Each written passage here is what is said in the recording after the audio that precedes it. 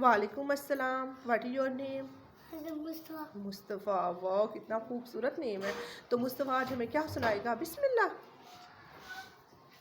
सुनाओ, बिस्मिल्लाह। चलो इसका तर्जुमा शुरू करो।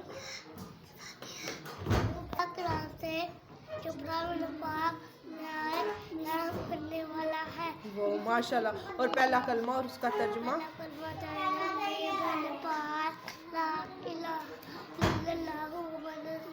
इसका तर्जुमा।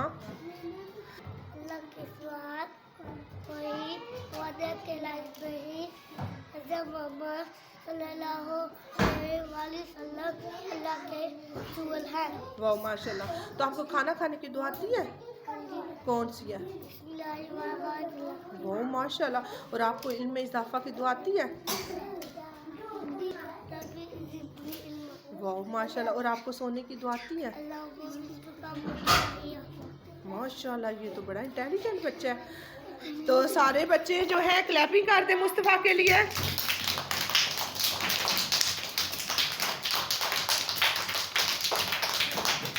ये मुस्तफ़ा ने, जब मैं सुबह आती हूँ सबसे पहले मैं इनको ताऊज़, बिस्मिल्लाह और पहला कलमा, इसका तर्जुमा, कुछ दुआएं वगैरह याद करवाती हूँ। और ये बहुत छोटा बच्चा है और इसने बहुत जल्दी पिक किया है।